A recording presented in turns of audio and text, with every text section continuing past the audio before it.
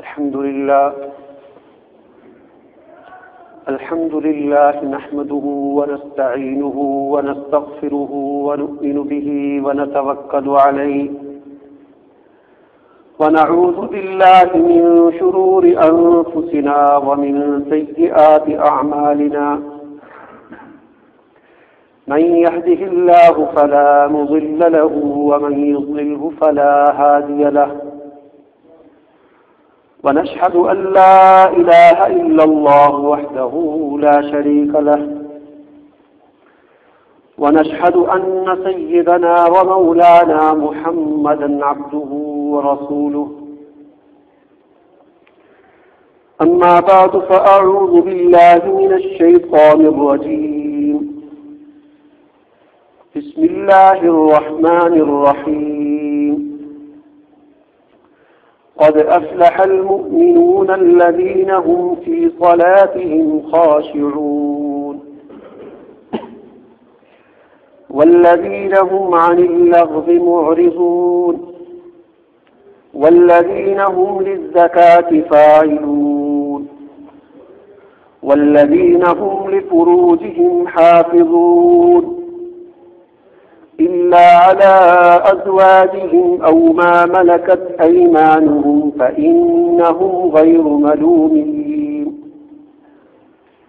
فمن ابتغى وراء ذلك فأولئك هم العادون والذين هم لأماناتهم وعهدهم راعون والذين هم على صلواتهم يحافظون أولئك هم الوارثون الذين يرثون الفردوس هم فيها خالدون صدق الله العلي العظيم اللهم صل على محمد وعلى آل محمد كما صليت على إبراهيم وعلى آل إبراهيم إنك حميد مجيد رب اشرح لي صدري ويسر لي أمري واحلل عقدة من لساني يفقهوا قولي سبحانك لا علم لنا إلا ما علمتنا إنك أنت العليم الحكيم اللهم أرنا الحق حقا وارزقنا اتباعه وأرنا الباطل باطلا وارزقنا اجتنابه معزز سامعین اکرام، میں نے آپ کے سامنے سورہ مومنون کی ابتدائی 11 آیات تلاوت کی ہیں۔ اللہ تعالیٰ سے دعا ہے کہ اللہ تعالیٰ مجھے ان کی روشنی میں صحیح عرض کرنے کی اور ہم سب کو اسے سمجھنے اور اس پر عمل کرنے کی توفیق عطا فرمائے۔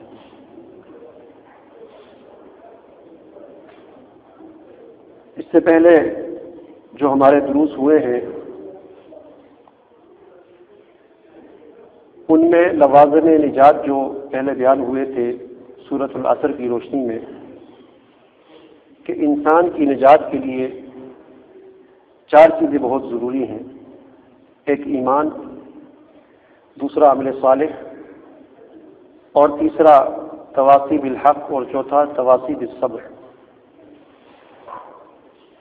اور پھر ان میں سے ایمان کے حوالے سے پچھلے 4-5 دروس ہوئے اور قرآن مجید کے مختلف مقامات سے ایمان کی مباحث کا تذکرہ ہوا کہ ایمان باللہ کیا ہے، ایمان بالرسالت کیا ہے، اور ایمان بالآخرت کیا ہے، اور ایمان کے کیا کیا تقاضے ہیں۔ اس حوالے سے پہلے دروس میں کافی تفصیلاً بات ہو چکی۔ اب ان لوازم نجات جو 4 تھے ان میں سے دوسرا لازمہ جو ہے، وہ دوسری چیز کہ جو انسان کی نجات کے لیے ضروری ہے وہ عمل صالح ہے، یعنی اعمال کا اختیار کرنا، یہ بھی انسان کی نجات کے لیے بہت ضروری ہے۔ اب اس حوالے سے کچھ دروس ہوں گے قرآن مجید کے مختلف مقامات سے، اور ان میں ترتیب یہ ہوگی کہ سب سے پہلے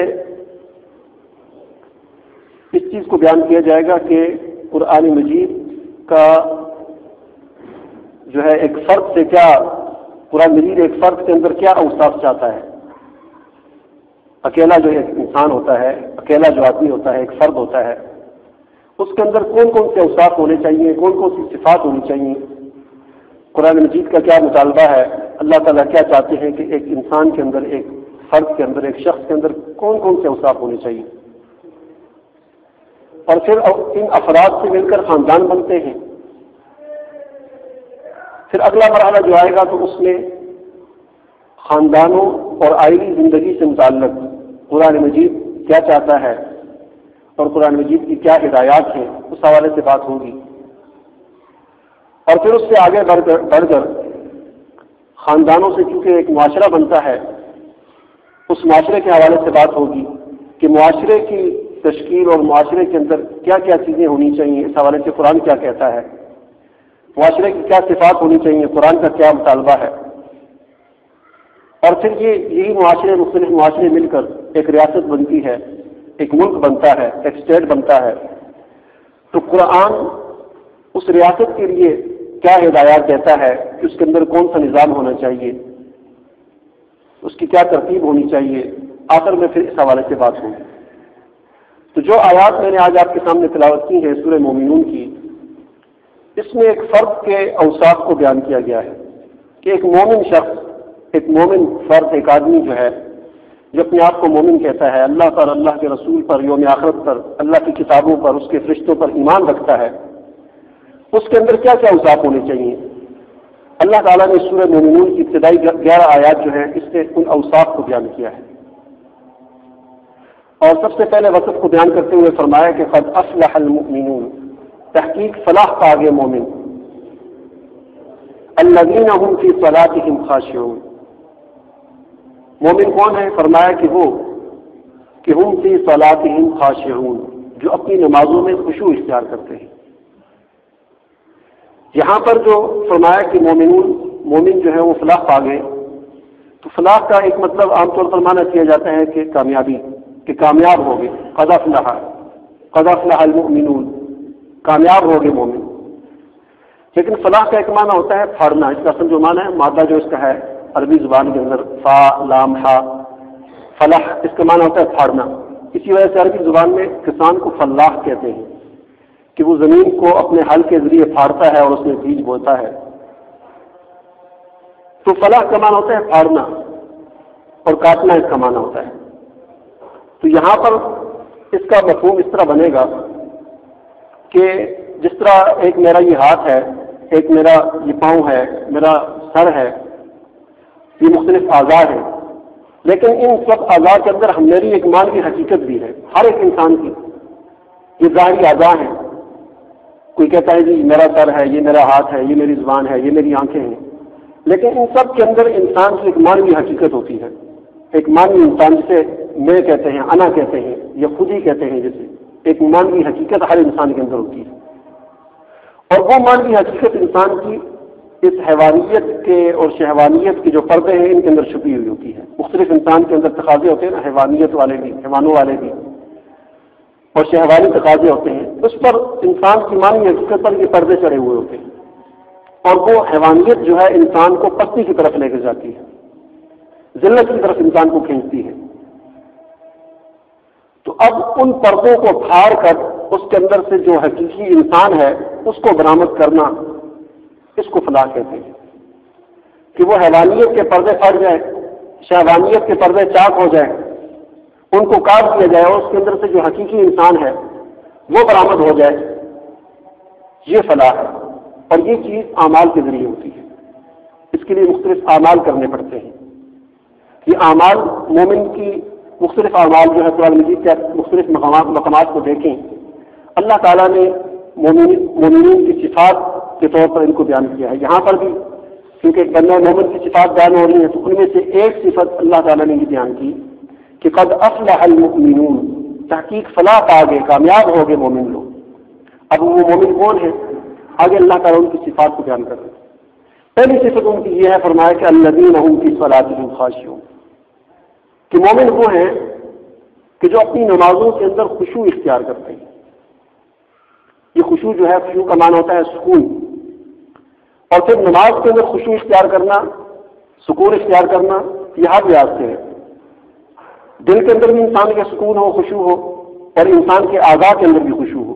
دل کے اندر خشوع یہ ہے کہ انسان کا دل بالکل اللہ کی طرف متوجہ ہو، اس کے اندر ادھر ادھر کے خیالات نہ آئیں، یہ دل کا خشوع ہے. اور اعضاء کا خشوع یہ ہے کہ انسان بالکل پرسکون ہو کر کھڑا ہو. جیسا کہ وہ نماز کی جو مکروہات بیان ہوتی ہیں، ان میں جتنی چیزیں ذکر ہیں، یہ ساری کی ساری چیزیں انسان کے خشوع کو خراب کرتی ہیں. مثلاً کھیلنا، کبھی نظروں کے ساتھ ضرورت دیکھنا، اور اپنے ہاتھوں کے ساتھ کھیلنا، داڑھی کے ساتھ کھیلنا، یا مختلف حرکتیں کرنا، بار بار ہلنا، یہ نماز کی خشوع کے خلاف ہے. تو فرمایا کہ وہ مومن کامیاب ہو گئے، انہوں نے صلاح پا لی الذین هم فی صلاتهم خاشعون، جو اپنی نمازوں کے اندر خشوع اختیار کرتے ہیں. اور یہ خشوع اتنی اہم چیز ہے کہ حدیث پاک میں آتا ہے، حضور اکرم صلی اللہ علیہ وسلم نے فرمایا میری امت میں سب سے پہلے خشوع طلب کیا جائے گا. جو ایک وقت ایسا آئے گا کہ سب سے پہلے یہ خشوع طلب کر دیا جائے گا. اور آج وہ زمانہ ہے، وہ وقت ہے کہ ہم کتنی کوشش بھی کرتے ہیں. پہلی بات تو یہ کہ ہمیں اس چیز کا احساس ہی نہیں ہوتا، کوشش نہیں کرتے. اور پھر فرض اگر کوشش کرتے بھی ہیں تو ایسا زمانہ آ گیا کہ یہ خشوع ہمارا طلب ہو گیا ہم سے. ایک آدمی بڑے دھیان سے نماز پڑھ رہا ہوتا ہے، لیکن اچانک موبائل بھی اس میں بول جاتا ہے کسی کا، اس کا خشوع خراب ہو جاتا ہے. یا کوئی اور نماز پڑھ رہا ہوتا ہے مسجد میں، گلی سے گانے کی آواز آ رہی ہے، شور شرابہ ہو رہا ہے. تو عرض کرنے کا مقصد یہ ہے کہ آج وہ زمانہ ہے کہ جس کے بارے میں حضور اکرم صلی اللہ علیہ وسلم نے فرمایا کہ میری امت میں سب سے پہلے خشوع کو طلب کیا جائے. آج خشوع بالکل ختم ہو گیا، ہماری نمازوں کے اندر بالکل خشوع نہیں ہے، ہمارا دل حاضر نہیں ہوتا، ہمارے اعضاء جو ہے وہ طرح طرح کی حرکات کرتے ہیں. تو عرض کرنے کا مقصد یہ ہے کہ اللہ تعالیٰ نے مومنین کی پہلی صفت یہ بیان فرمائی کہ وہ اپنی نمازوں کے اندر خشوع اختیار کرتے ہیں. تو یہ نماز پڑھنا یہ بھی مومن کی صفت ہے. ابھی 3-4 دن پہلے کی بات ہے، جب باہر روڈ پہ مختلف قسم کے آتے ہوئے دیکھے، جلوس وغیرہ ہو رہے تھے، تو ایک جگہ پر میں نے خود اپنے کانوں سے سنا. ایک اسٹیج بنا ہوا تھا اور وہاں پر میوزک کے آلات رکھے ہوئے اور ہلکا ہلکا 3-4 بندے میوزک بجا رہے ہیں، اور ایک آدمی مائک لے کر کھڑا ہے. اور مائک میں وہ کہہ رہا ہے کہ میں تمہیں بتاؤں ایمان کیا ہوتا ہے، میں تمہیں بتاؤں مومن کون ہوتا ہے. اور پھر اس نے مومن کی اور ایمان کی تعریف کرنا شروع کی. کیا آپ لوگ سمجھتے ہوں گے کہ جس کی لمبی داڑھی ہو وہ مومن ہے؟ لمبی داڑھی اس سکھوں کی بھی ہوتی ہے، پھر وہ ہم سے بڑے مومن ہو گئے. تو پتہ چلا کہ لمبی داڑھی رکھنا یہ مومن کی علامت نہیں ہے. پھر کہنے لگا کہ آپ کہتے ہوں گے کہ روزہ رکھنا یہ مومن کی علامت ہے. روزے تو پھر عیسائی بھی رکھتے ہیں، وہ 40 روزے رکھتے ہیں، تو وہ ہم سے بڑے مومن ہو گئے. تو پتہ چلا کہ روزہ رکھنا بھی مومن کی علامت نہیں ہے. پھر کہنے لگا تم سمجھتے ہو گے کہ نماز پڑھنا مومن کی علامت ہے. نماز تو مرزائی بھی پڑھتے ہیں، 5 وقت کی نماز پڑھتے ہیں، تو وہ ہم سے بڑے مومن ہو گئے. تو پتہ چلا کہ نماز بھی مومن کی علامت نہیں ہے. یہ ساری باتیں کرنے کے بعد کہنے لگا کہ میں تمہیں بتاتا ہوں کہ مومن کی علامت کیا ہے، مومن کون ہے. کہا مومن وہ ہے کہ جس کے سامنے اللہ کے رسول کا نام آئے تو اس کا چہرہ کھلکھلا اٹھے، یہ بس مومن ہے. یہ باقی چیزیں جو ہیں یہ ان کی کوئی ضرورت نہیں ہے. آپ دیکھیں اس بات سے تو بالکل انکار نہیں ہے کہ حضور اکرم صلی اللہ علیہ وسلم کی محبت ہمارے ایمان کا حصہ ہے. جس آدمی کے دل میں حضور اکرم صلی اللہ علیہ وسلم کی محبت نہیں ہے تو وہ اس کا دل ایمان سے خالی ہے. یہ ہمارے ایمان کا حصہ ہے. لیکن اس کا یہ مطلب نہیں ہے کہ یہ اعمال کچھ بھی نہیں ہے، نماز کچھ بھی نہیں ہے. نماز جو ہے مرزائی بھی پڑھتے ہیں، عیسائی بھی پڑھتے ہیں، روزے عیسائی بھی رکھتے ہیں، داڑھی سکھ بھی رکھتے ہیں، ان چیزوں کی کوئی ضرورت نہیں ہے. محبت جو ہوتی ہے اللہ تعالیٰ قرآن مجید فرماتے ہیں قل ان کنتم تحبون اللہ فاتبعون. اگر تم اللہ سے محبت کرتے ہو تو حضور اکرم صلی اللہ علیہ وسلم سے کہلوایا جا رہا ہے کہ آپ کہہ دیجئے کہ فاتبعونی، میری اتباع کرو. تو محبت جو ہے یہ انسان کو اتباع کی طرف لے کے جاتی ہے. سوال کرنے کا مقصد یہ ہے کہ یہاں پر دیکھیں اللہ تعالیٰ مومن کی صفت بیان کر رہے ہیں کہ مومن وہ ہے کہ الذین هم فی صلاتہم خاشعون، کہ جو نماز کے اندر خشوع اختیار کرتے ہیں. آگے فرمایا کہ دوسری صفت ان کی یہ ہے کہ والذین هم عن اللغو معرضون. مومن وہ ہے، مومن وہ لوگ ہیں کہ جو لغو سے اعراض کرتے ہیں. لغو فضول کام، اور یہ لغو جو ہوتا ہے اس کی اعلیٰ جو اس کا درجہ ہے وہ معصیت اور گناہ ہے. اور لغو کے اس اعلیٰ درجے سے گناہ سے اور معصیت سے بچنا یہ تو واجب ہے. البتہ اس لفظ کا جو ادنا درجہ ہے، ادنا درجہ یہ ہے کہ کوئی ایسا کام کرنا جو نہ مفید ہو نہ مضر ہو، جس کا نہ کوئی فائدہ ہے نہ کوئی نقصان ہے. لیکن اس سے بھی بچنا اولا اور بہتر ہے. ایسے کام سے بچنا یہ بہتر ہے. اس لیے حضور اکرم صلی اللہ علیہ وسلم نے فرمایا کہ من حسن اسلام المرء ترک ما لا یعنیہ، آدمی کے اسلام کی خوبی یہ ہے کہ وہ ہر ایسے کام کو چھوڑ دے کہ جس کے اندر کوئی فائدہ نہ ہو، نایانی کام ہو، فضول کام ہو، اس کام کو چھوڑ دے۔ تو مومنون کی اللہ تعالیٰ نے دوسری صفت یہ بیان کی کہ والذین هم عن اللغو معرضون، کہ مومن وہ لوگ ہیں جو لغو کاموں سے، فضول کاموں سے اعراض کرتے ہیں۔ اور تیسری صفت یہ بیان فرمائی کہ والذین هم للزکاة فاعلون، کہ مومن وہ ہیں کہ جو للزکاة فاعلون، زکوٰۃ جو ہے یہاں پر فاعلون کا لفظ بولا گیا ہے۔ عام طور پر قرآن مجید میں زکوٰۃ جو ہوتی ہے اس کے لیے ایتا کا لفظ بولا جاتا ہے، یا آتوا الزکاۃ یا ایتاء الزکاۃ یا یؤتون الزکاۃ۔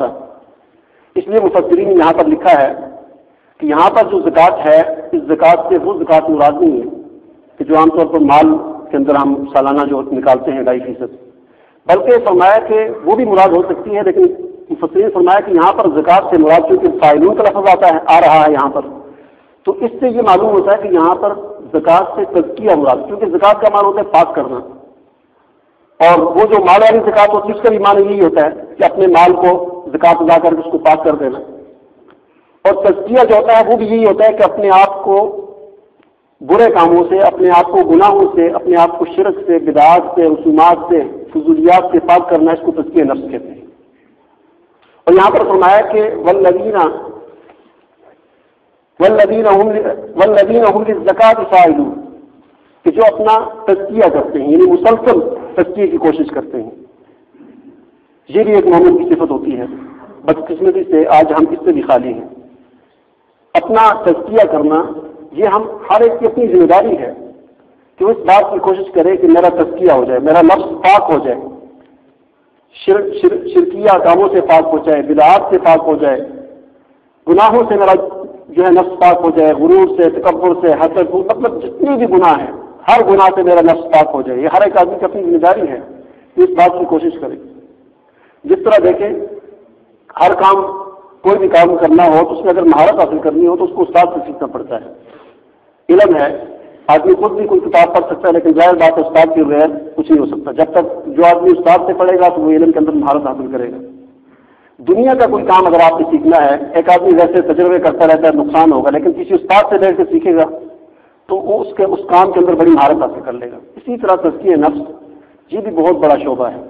اس کو سیکھنے کے لیے بھی بڑے بڑے بزرگان دین ہوتے ہیں، مشائخ ہوتے ہیں، اولیاء اللہ ہوتے ہیں، ان کی صحبت میں بیٹھنا ہوتا ہے، اور انہوں نے اپنی پوری زندگی اس کام میں کھپائی ہوتی ہیں، اور پھر وہ ہدایات دیتے ہیں، ان کے مطابق اپنا مختلف معمولات کرنے ہوتے ہیں۔ اس طرح کرتے کرتے پھر انسان کو تزکیہ ہوتا ہے، انسان کے اندر سے مختلف بیماریاں جو ہے وہ نکالتے ہیں۔ جس طرح معالج ہوتا ہے، ہم ڈاکٹر کے پاس جاتے ہیں، وہ ہمیں کہتا ہے کہ یہ کام کرنے، فلاں چیز کھانی ہے، فلاں چیز نہیں کھانی، اس طرح 41 سے گولیاں کھانی ہے، اس طرح سے فلاں کھانا کھانا ہے۔ اس طرح جب ہم کرتے ہیں تو وہ بیماری سے حفاظت ہو جاتی ہے۔ اسی طرح یہ روحانی بیماریاں جو ہیں ان کے لیے بھی ان کے بھی معالج ہوتے ہیں، یہ اولیاء اللہ ہوتے ہیں، بزرگان دین ہوتے ہیں، یہ انسان کی روحانی بیماری کا علاج کرتے ہیں۔ تو آج بدقسمتی سے ہمارا اس چیز سے بھی تعلق بالکل ختم ہو گیا۔ اور چوتھی صفت بیان فرمائی کہ والذین هم لفروجهم حافظون، مومن وہ لوگ ہیں کہ جو اپنی شرمگاہوں کی حفاظت کرتے ہیں۔ اپنی شرمگاہوں کی حفاظت کرنا یہ بھی بہت ضروری چیز ہے۔ حضور اکرم صلی اللہ علیہ وسلم نے فرمایا کہ جو آدمی مجھے 2 چیزوں کی ذمہ داری دے دے کہ وہ ان کی حفاظت کرے گا تو میں اس کو جنت کی ذمہ داری دیتا ہوں کہ میں اس کو جنت میں لے کر جاؤں گا۔ فرمایا ایک چیز 2 جبڑوں کے درمیان ہے، یعنی زبان، اور دوسرا فرمایا شرمگاہ، کہ اس کی حفاظت کی جو آدمی ذمہ داری دے دے تو میں اپنی ذمہ داری پر کہتا ہوں کہ میں اس کو جنت پر لے کے جاؤں گا۔ تو یہ اپنی شرمگاہوں کی حفاظت کرنا یہ بھی ایک فرض ہے، فریضہ ہے۔ آگے فرمایا کہ الا علی ازواجہم او ما ملکت، ہاں اپنی بیویاں ہوں یا باقیاں ہوں تو اس پر اجازت ہے۔ فانہم غیر ملومین، ایسے لوگ ملامت والے نہیں ہیں۔ جو غلام اور بادیوں کا سلسلہ آج کل ختم ہو گیا۔ یہ اصل میں پہلے زمانے میں اس طرح ہوتا تھا کہ جنگوں کے اندر جو قیدی ہوتے تھے لوگ ان کو غلام بنا لیا کرتے تھے۔ جب اسلام آیا تو اسلام نے، کیونکہ اصلاً یہ چیز کوئی ایسی چیز نہیں تھی کہ کسی انسان کو، ایک آزاد انسان کو غلام بنا لیا جائے، تو جب اسلام آیا تو اسلام نے فوراً اس کو ختم تو نہیں کیا، لیکن کچھ ایسی ہدایات دی، ایسی رہنمائیاں دی، ایسے احکام دیے کہ چیز کرتے کرتے کرتے کرتے آج بالکل ختم ہوگی۔ مثلاً اسلام آیا تو حضور اکرم صلی اللہ علیہ وسلم نے، اسلام نے سب سے پہلے یہ بات کہی کہ غلام جو ہیں تمہارے بھائی ہیں، جو تم کھاؤ ان کو بھی کھلاؤ، جو تم پہنو ان کو بھی پہناؤ، اور پھر ان کو آزاد کرنے کے کتنے فضائل حضور اکرم صلی اللہ علیہ وسلم نے سنائے کہ حضرت عثمان غنی رضی اللہ عنہ خود فرماتے ہیں کہ میں نے اپنی پوری زندگی میں کوئی ایسا جمعہ نہیں گزرا کہ جس جمعے کو میں نے کوئی غلام آزاد نہ کیا ہو. اور فرماتے تھے کہ اگر کوئی ایسا جمعہ بیچ میں آ جاتا تھا تو پھر میں اگلے جمعے کو 2 غلام آزاد کرتا تھا. اور حضرت ابوبکر صدیق رضی اللہ تعالیٰ کے بارے میں تو آتا ہے کہ انہوں نے سینکڑوں کے حساب سے غلام آزاد کیے. تو یہ کیوں آزاد کیے؟ یہ اسلامی تعلیمات تھیں اور یہ فضائل اسلام نے ان کو بتایا تھے کہ غلاموں کو آزاد کرنے کی فضیلت ہے. تو معلوم ہوا کہ اسلام نے اس غلامی کے نظام کو دنیا سے اسلام نے ختم کیا. اسلام اس نظام کو لایا نہیں بلکہ اسلام نے اس نظام کو ختم کیا. پھر مختلف انسان سے گناہ ہو جاتے ہیں، قسم توڑ دی، کوئی اور روزہ جو ہے توڑ دیا، اس پہ اسلام نے مقرر کر دیا کہ قسم توڑ دی تو غلام آزاد کرو، روزہ توڑ دیا تو غلام آزاد کر دو، فلاں گناہ ہو گیا تو غلام آزاد کر دو. اس طرح کرتے کرتے کرتے اس سلسلے کو ہی ختم کر دیا. تو چوتھا وقت مومنون کا یہ بیان فرمایا کہ مومن وہ ہیں جو اپنی شرمگاہوں کی حفاظت کرتے ہیں. فمن ابتغى وراء ذلك فاولئك هم العادون. فرمایا کہ اپنی بیویوں کے علاوہ جو دوسرا راستہ اختیار کرتے ہیں فاولئک هم العادون، یہ حد سے تجاوز کرنے والے ہیں. والذین هم لاماناتهم وعهدهم راعون، اور مومن وہ لوگ ہیں جو اپنی امانتوں کی حفاظت کرتے ہیں. وعهدهم راعون، اور معاہدات جو ہوتے ہیں ان کی بھی حفاظت کرتے ہیں، ان کی بھی رعایت کرتے ہیں، ان کا خیال رکھتے ہیں. امانت کی حفاظت کرنا یہ بھی بہت اہم چیز ہے، اور معاہدوں کو پورا کرنا یہ بھی بہت اہم چیز ہے. عام طور پر معاہدے ہوتے رہتے ہیں، 2 افراد کے درمیان معاہدہ ہوتا ہے انفرادی طور پر، 2 خاندانوں کے اندر معاہدہ ہوتا ہے، یہ شادی بیاہ یہ بھی معاہدے ہوتے ہیں. اسی طرح 2 خاندانوں کے درمیان معاہدہ ہوتا ہے، پھر آپس میں ملکوں کے درمیان معاہدے ہوتے ہیں. تو ان معاہدوں کی حفاظت کرنا، ان کو پورا کرنا یہ بھی بہت اہم چیز ہے. یہ بھی ایمان والوں کی اور مومنین کی صفات میں سے یہ چیز آتی ہے.